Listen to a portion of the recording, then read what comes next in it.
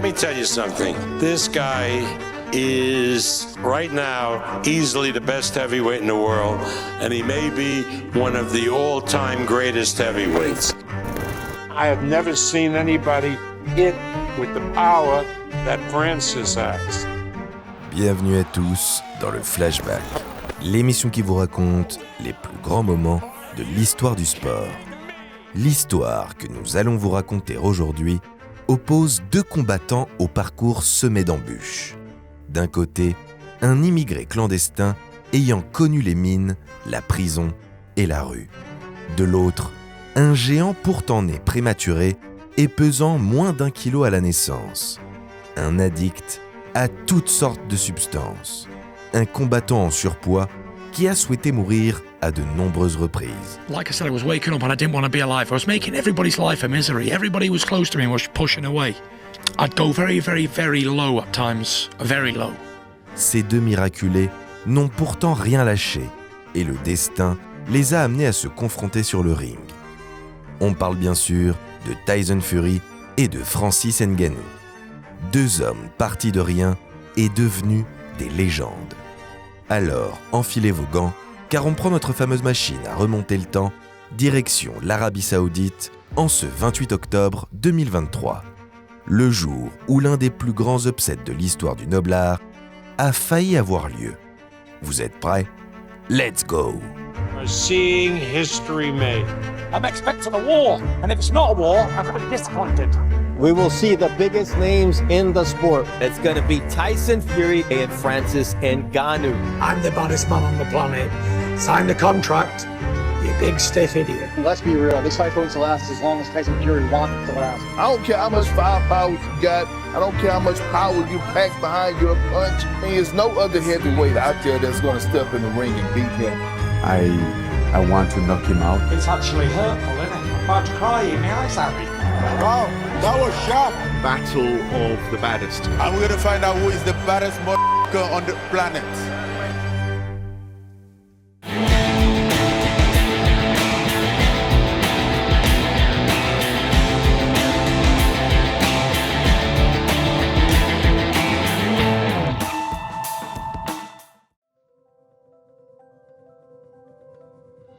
Le bruit des pioches résonne dans les oreilles d'un jeune Camerounais d'une dizaine d'années à peine. Francis a troqué les coups de son père par ceux des outils. Il est destiné à vivre et à mourir ici, dans cette mine de sable de l'Ouest africain, à petit feu et à force d'efforts surhumains. We had to work to contribute at home. I always feel like I miss my childhood. There's something missing in it because it's been so much frustration. Seule une infime lueur d'espoir lui permet de rêver de lendemains meilleurs. Cette lueur d'espoir porte un nom, Iron Mike Tyson. Comme son idole, le jeune homme est parti de rien. Et comme lui, il est prêt à tout donner pour quitter cette vie, dans le but de poursuivre son rêve et de devenir un jour champion du monde de boxe. Cette idée lui trotte dans la tête depuis de nombreuses années. Mais la dureté du travail ne lui offre pas l'opportunité de s'entraîner pour atteindre son but. Francis Ngannou ne commence le noble art qu'à l'âge de 22 ans. Mais à Douala, le niveau n'est pas assez bon pour atteindre les sommets. Pour réussir, il doit partir. Une décision dangereuse et lourde de conséquences, mais symptomatique de la motivation qui anime le Camerounais. Il traverse alors le désert, doit se débrouiller au Maroc pendant plus d'1 an avant de surmonter la terrible épreuve de la Méditerranée. Lorsqu'il rejoint enfin la France métropolitaine, Francis n'a d'autre choix que de vivre dans la rue, toujours avec son rêve chevillé au corps. À déjà 26 ans, Ngannou attend sa chance. À force de forcer le destin, ce dernier finit par se montrer clément. Non loin de l'association humanitaire qui l'a recueilli, se trouve la MMA Factory, alors connue sous le nom de CrossFight. Sans expérience dans les arts martiaux, mais habité par la volonté d'apprendre, il pousse les portes de la salle. Les années de travail dans les mines lui ont forgé un corps de titan, assez pour impressionner le propriétaire du lieu, Fernand Lopez. Le coach voit en lui un futur grand du sport, et accepte de l'entraîner. La suite, c'est une ascension fulgurante. Il rejoint l'UFC 2 ans seulement après ses débuts en MMA et s'y installe comme un des plus grands prospects pour la ceinture. S'il veut avancer maintenant, il va devoir s'exposer. Il est monté.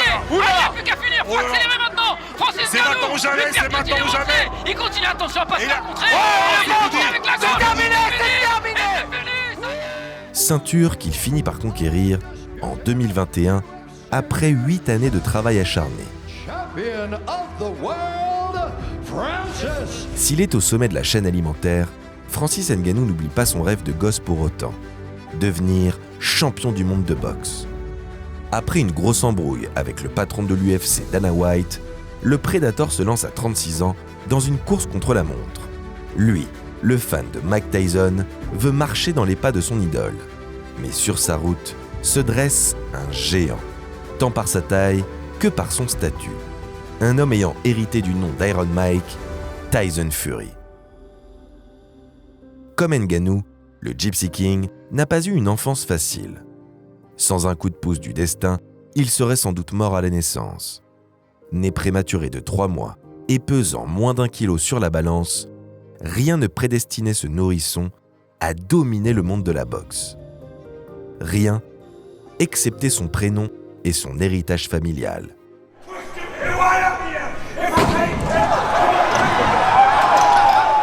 Chez les Fury, on a la bagarre dans le sang. Tyson ne fait pas exception. Par chance, l'Anglais dépasse rapidement les 2 mètres et avoisine déjà les 120 kilos. Assez pour devenir professionnel à seulement 20 ans. À l'instar de Ngannou, Fury détruit tout sur son passage. Il éteint ses adversaires un par un et devient champion du monde à 23 ans. Ses passes d'armes légendaires avec Deontay Wilder et Vladimir Klitschko l'inscrivent parmi les plus grands boxeurs de l'histoire. Avec 33 victoires pour 1 nul, il n'a alors jamais connu la défaite. Pourtant, son plus gros combat, c'est celui mené contre la dépression.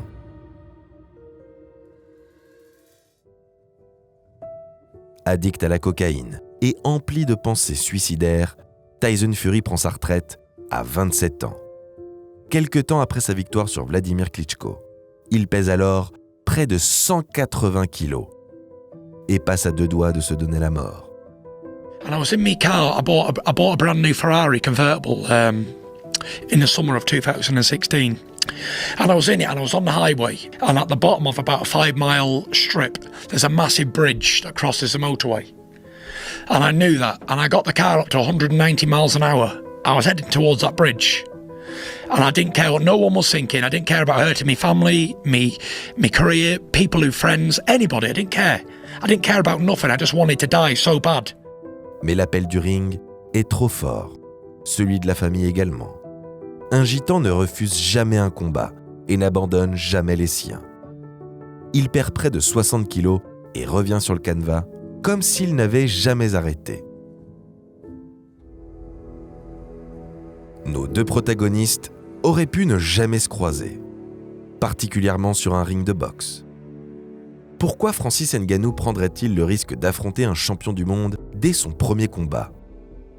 De son côté, Tyson Fury n'a pas grand-chose à y gagner non plus, à part de l'argent, bien évidemment.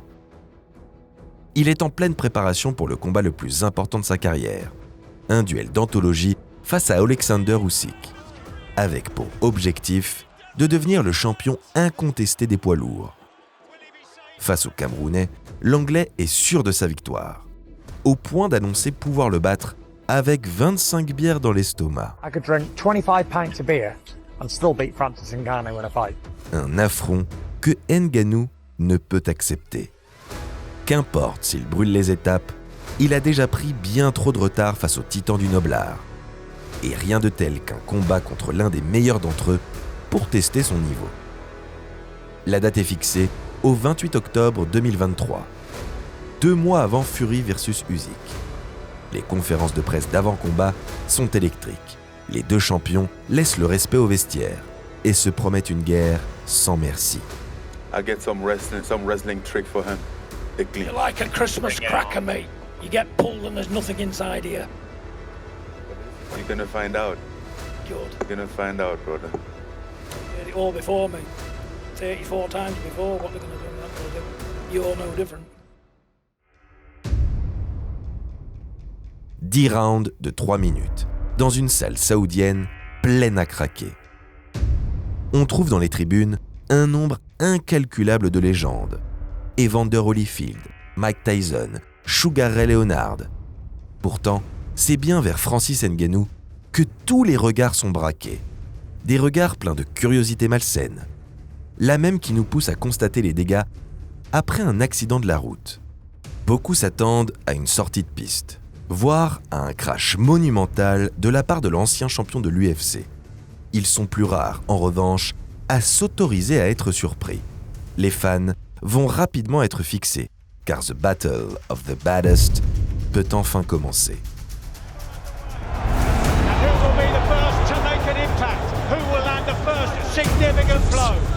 Sous les yeux de son rival, Alexander Usyk, Tyson Fury démarre le combat comme à son habitude. Lui qui surplombe son adversaire de 12 cm se sert de son jab pour gérer la distance et dicter le rythme des échanges. Il n'est pas seulement le roi des gitans, mais également celui de la défense. De son côté, Ngannou fait honneur à son surnom. Le Predator est en chasse.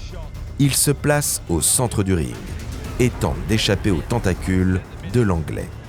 Le Camerounais le sait, jusqu'à maintenant, personne n'est parvenu à battre Tyson Fury. S'il souhaite conserver une chance, il doit boxer le combat parfait. Mais le Gypsy King est un vétéran des rings, qui a croisé le fer avec les colosses les plus dangereux de la planète. Pourtant, aucun n'est parvenu à le mettre KO. Pas même Deontay Wilder, sans aucun doute celui passé le plus proche de l'exploit. Le champion abuse de ses jabs, ou cherche le clinch quand Ngannou parvient à pénétrer sa défense. Un plan infaillible, semble-t-il, mais Francis a connu trop d'épreuves dans sa vie pour échouer si proche de son rêve.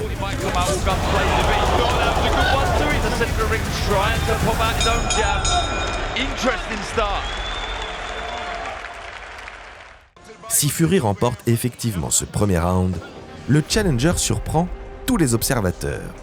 Il est dans le combat et paraît bien plus serein qu'on aurait pu l'imaginer. Ngannou ne cherche pas seulement à blesser son adversaire, au contraire même, il le travaille patiemment au corps avec son jab. Une boxe maligne pour un débutant à ce niveau de compétition. Dans la deuxième reprise, Fury est piqué par un bel uppercut après une tentative de clinch. Frustré, le champion étale sa panoplie technique en changeant de garde, comme s'il souhaitait prouver sa supériorité. Il peut essayer de convaincre Francis, mais le public, lui, n'est pas dupe. Sa performance est loin d'impressionner. On attendait une démonstration, c'est finalement une très légère domination à laquelle les spectateurs assistent. Pire encore, Francis Ngannou parvient à toucher le Gypsy King. Sa puissance de frappe fait vaciller le colosse britannique.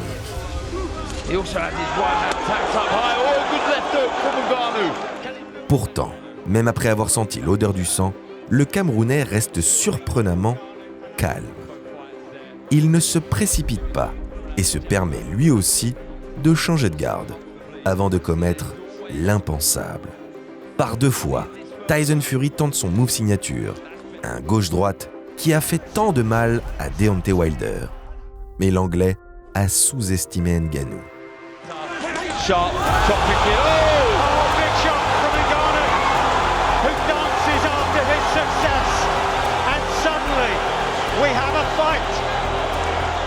Le Camerounais encaisse le premier et envoie un crochet du gauche en réponse au second.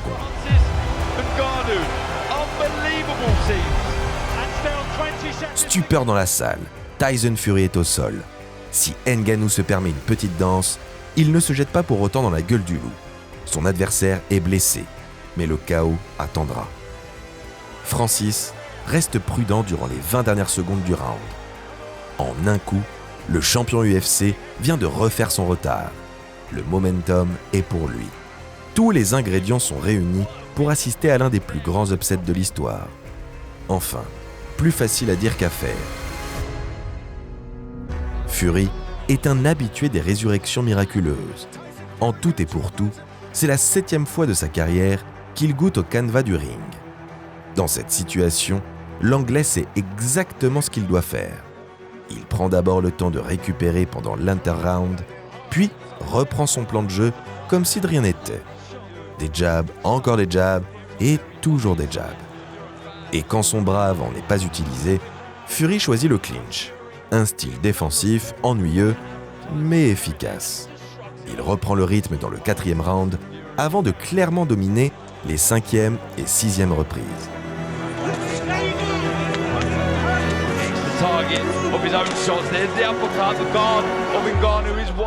Mais ses coups ne semblent pas vraiment inquiéter son adversaire. À plusieurs reprises, Tyson touche nettement le Predator.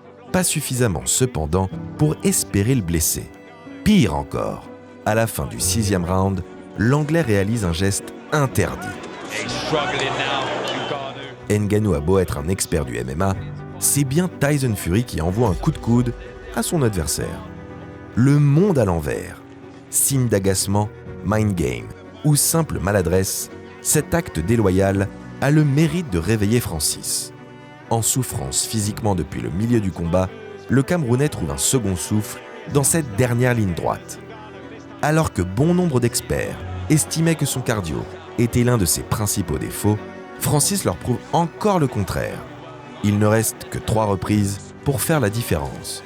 Et tout est encore possible. Le round 8 relance le suspense. Francis surprend Tyson alors qu'il reste plus de 2 minutes sur le chrono. Fury répond en champion. Il avance et tente de toucher, laissant de côté sa stratégie défensive. Le duel perd en technicité, mais gagne en violence.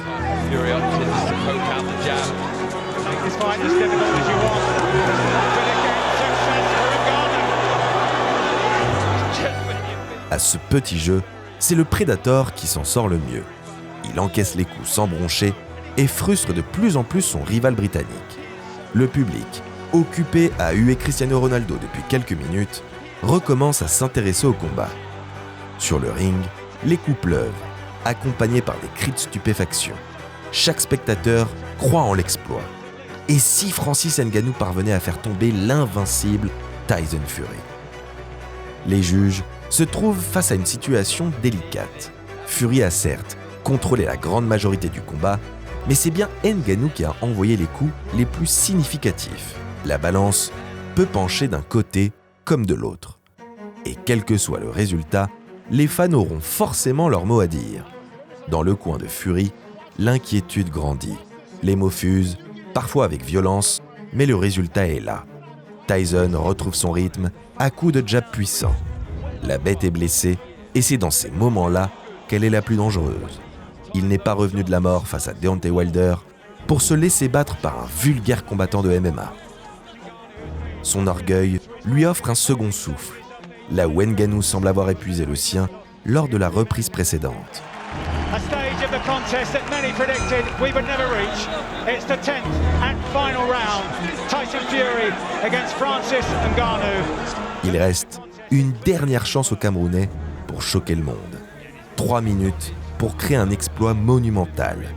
Mais le moteur est à court de carburant. Ngannou a les jambes lourdes et ses coups manquent de puissance et d'intensité.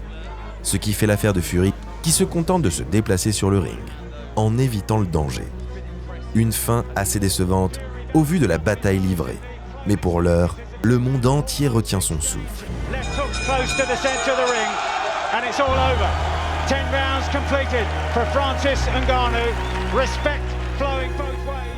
Car au bout de ces 10 rounds, l'identité du vainqueur reste en suspens. Les 3 juges se prennent la tête. Une énorme pression pèse sur leurs épaules.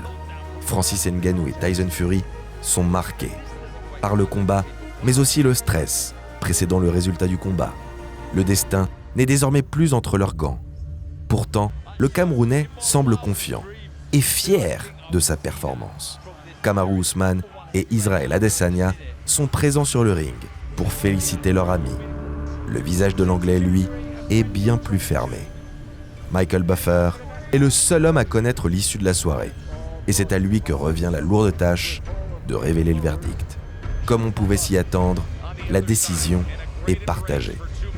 Still undefeated, from the United Kingdom, the WBC Heavyweight World Champion.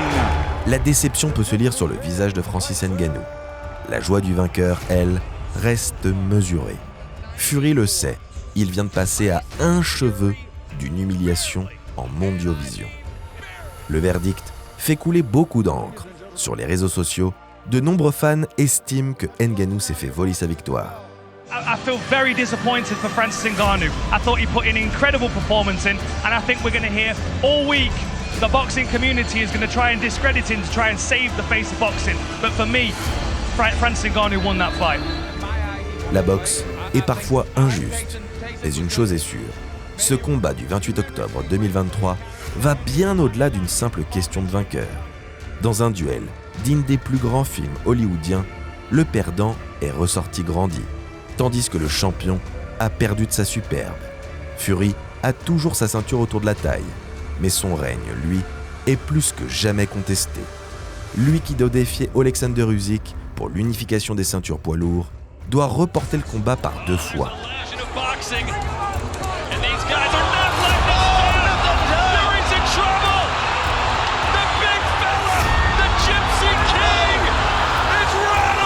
Combat qui s'avérera finalement être sa première défaite. From Ukraine, Alexander Usyk. Francis, lui, s'est offert le droit de rêver. Mais les rêves finissent toujours par se heurter à la dure loi de la réalité. AJ Anthony Joshua. Mis KO par Anthony Joshua, le Predator a depuis remis les gants de MMA et s'apprête à combattre pour la première fois dans l'organisation du PFL. Le 19 octobre prochain, il fera face à Renan Ferreira, champion des poids lourds. Un retour aux affaires pour l'un des combattants les plus inspirants de notre génération. Mais ça, c'est une autre histoire. Sometimes, I just think of what I've been through, how I get here. Bro, you have to kill me. I'm not coming there to play with you. I'm coming there to fight.